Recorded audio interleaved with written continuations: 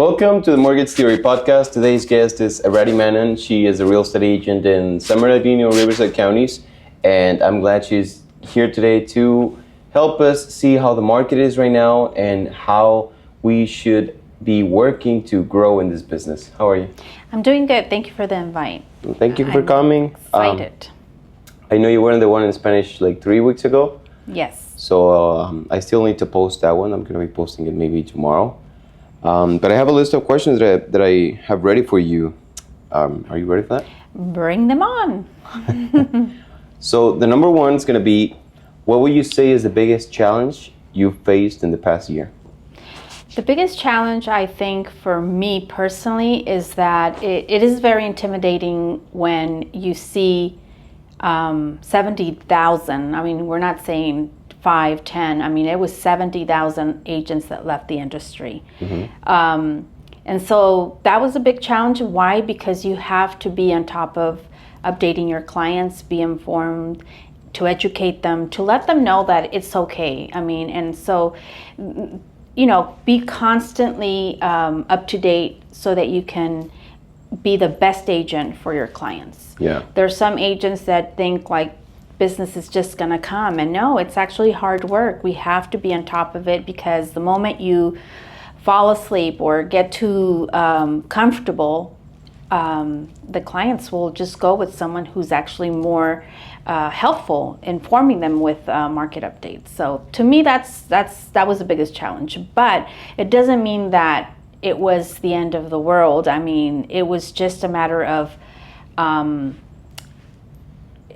gathering all the resources, having all the tools in the right place, mm-hmm. to be able to stay on top of the market. Yeah. As you know, it's constantly changing. The market is changing every week. At one point, we were just like, man, this market is like bipolar, because it was like all of a sudden we could be at a high 6 interest rate, and all of a sudden it would go to a high 7. And then it would just, drop a little bit, but not much to where clients would get comfortable to make a decision to buy. And then we had a lot of clients that unfortunately, sadly, were not informed, and they just certainly just gave up. Mm-hmm. They were qualified, they got a pre-approval letter. Some of them, we even got to show them homes, and they just simply gave up. They were scared that the high monthly payment is, just not comfortable. So it's very important to stay on top of the market update and inform your clients so that they can make an informed decision, that it's okay that the market is changing constantly. It's just a matter of waiting for it, because real estate is like a cycle.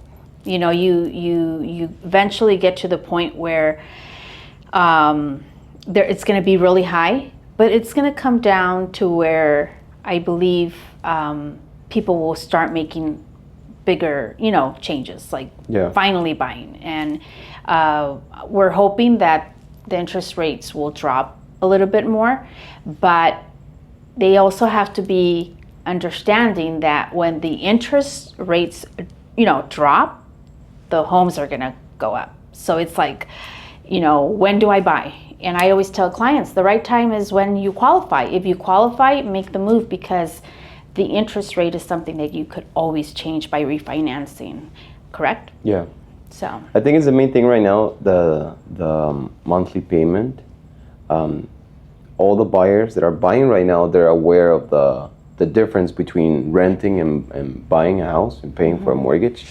It's always going to be higher to pay for a house, but it's just the benefits that you get from it.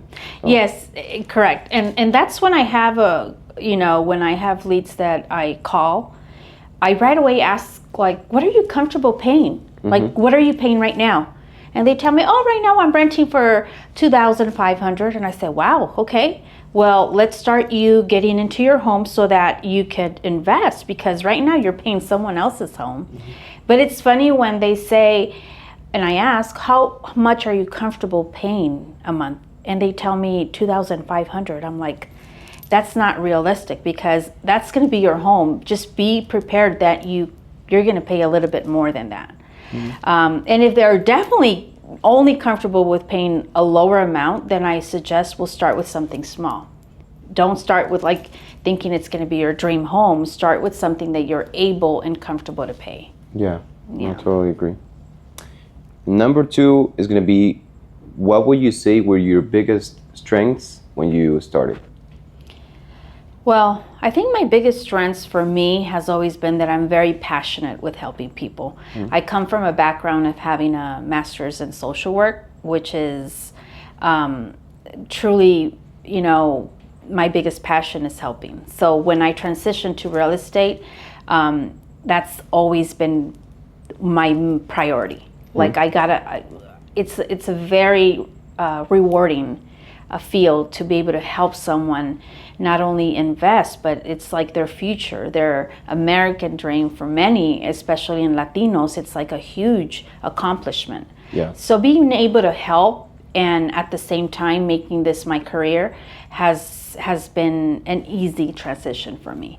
But you know, being able to also use my experience as a realtor, as a homeowner, I should say, being able to not necessarily, how would I say, when you're already, there's a lot of realtors, let's be honest, that are not even homeowners. There's a lot of realtors that actually have not experienced the process of being a homeowner. Yeah. So when I'm able to share that experience to others, it shows they know that I'm able to start from the beginning to the end. So that for me has been a strength, because I own 2 properties, and I'm also an investor, and I'm also passionate about sharing whatever I've done that has helped me. I'm able to share it with others. Yeah. And I think that's also a strength. No, definitely. That's definitely something that we all should do when you're in this industry. Like, how are you gonna talk about owning a home if you don't even own Right. one? And actually, I commend you, because I remember when you came to me and you said, hey, you know, I'm making real good money right now, and should I buy a car or should I buy a home? And I said, you need to get a home, because a car, you can always purchase a car, but sadly a car, once it bring it out the lot, it depreciates. Yeah. And I'm very excited for your future, because you're starting very young and you already got 1 property, and you know, just I'm already looking for it. awesome. Yeah. And that's the idea, to not just stay with 1 home. And that's one of the things that I try to encourage a lot of our community, Latino community. They think having 1 home is, you know, they get comfortable. And I'm like, you know, you could probably add another home next year, because you know, as you rent 1, you could use that income to purchase a second home. Yeah. And a lot of Latinos don't understand the concept of the idea to continue to make wealth with real estate. Yeah. I mean, it has to make sense, obviously. Like, I feel for someone like me, if you're single, if you don't have kids, I know that buying a home might not make a lot of sense unless you're trying to rent the property to someone else. Like, that's what I'm doing right now. If I get another property, it's going to be for that. But when you get to a point where you have your own family, you're married, and then you need more space. I mean, yeah, you're going to pay more for the house, but you're going to have your space.